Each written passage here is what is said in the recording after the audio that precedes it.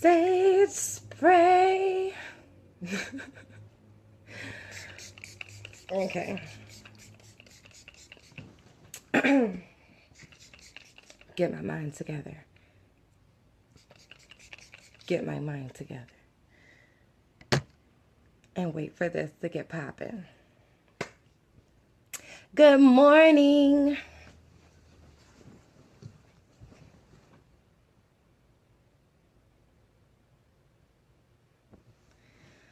How y'all doing today? I hope y'all are feeling fire. I woke up feeling pretty good about life. Oh, got a jug of my favorite water. I'm just going to take a sip before I start talking. All right. Okay. Water is good for you. It's so good. Okay. I don't even know how to dive into this because I want to make this so simple because it needs to be so simple. So many people joke about wanting to sell their soul. And a lot of people think that it's a viable solution to whatever your worldly issues are right now. First, I want to say that selling your soul is actually a rather difficult process, and you'd know if you did it. And I'm not going to tell you how you do that. But first of all, you have to invoke a being. Any being. Because, damn, this is deep. All right, hold up. I'm trying to figure out where to start this. I'm going to give you some background stuff that I think is important to know here. 1, not all spirits are who they say they are. Because a lot of people think they're talking sometimes to passed on loved ones, and they're just literally wandering spirits and lower dimensional beings that have the ability to mimic. So that's something you really should know. Not everything walking around as a spirit is what it says it is. There are things that, first of all, if things can go through physical objects and walls, why do you think that they can't change faces? So they have the ability to change their energetic imprints, their faces, their voices, all of this. So first of all, you need to be very careful with what you think you're talking to. Second, because I have a feeling that my feed can be very slow. So I'm going to talk very slow. So bear with me. When you sell your soul, you enter into a contract, which is why a lot of these entertainers these days have changed over the time periods, because literally sometimes spirits are in flesh bodies, just like you and me appear to be. A lot of these individuals are in higher up positions. So they make these contracts. Whether you enter into a contract with a person that you think is a person or an actual spirit that you go through a process of invoking, you'd have to invoke a spirit. You can't just be like, oh, I want to sell my soul. Something come down now and take it from me. It doesn't really work that way.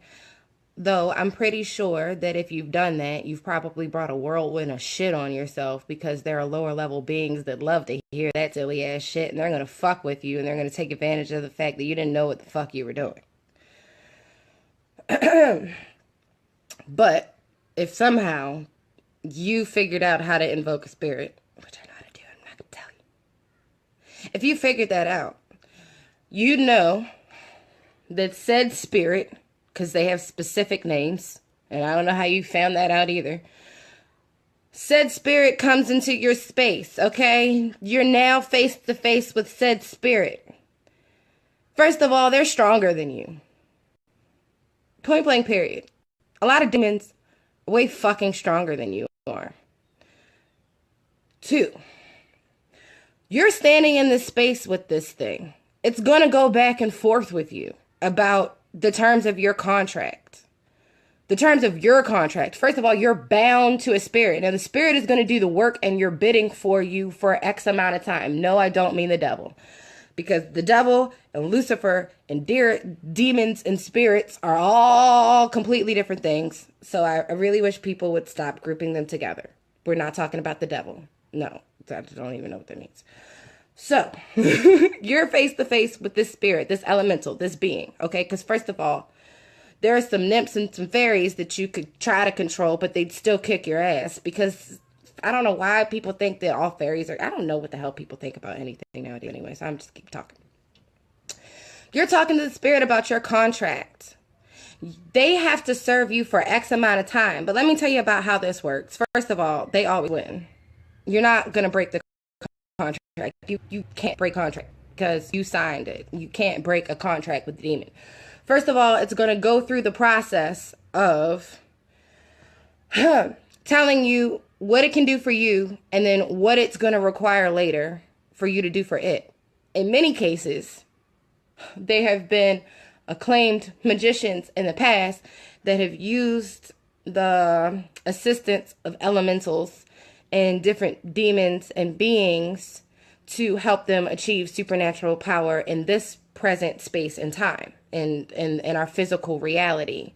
But sometimes those beings that you enter into contracts with for whatever material gains you want in this world kill your ass before your contract is up. Because again, your silly self entered into a contract with a demon. Who trusts demons? You have to be very smart to even talk to them because it's a battle of wits at all times. And chances are they're quite wittier than you are. So first of all, many times the being that you entered into a contract with will get rid of your ass before you even get what you wanted out of them. Because first of all, it doesn't want to serve you. It looks at you as a lower level being than it is because it knows it's smarter than you. Because first of all, it doesn't have its soul. So it goes out of its way, beyond the idea of what your morals are. So no, it's not going to even honor the contract that you signed in the first place. So a lot of times these beings will go out of its way to destroy you before it fulfills anything that you want it to do for you, because nothing wants to have a master-slave relationship. Demons don't like to be controlled. So at the end of the day, I want you to realize that if you're considering selling your soul, that you can get whatever the fuck possibly you want in this life, possibly. If you don't get connived and scammed out of your own deal. But you have to serve that same being when you die. I don't think y'all understand what that means. I don't think you really understand the severity of what that means. It's not YOLO. It's not you only live one life, hit them and quit them. You get to have all the riches and the fortunes and the fame and all that other shit. No, that's not how that works. You will often be tortured and tormented in this lifetime as well as the next. You see a lot of these celebrities, they look fucking miserable. Why? Why do you think they look fucking miserable?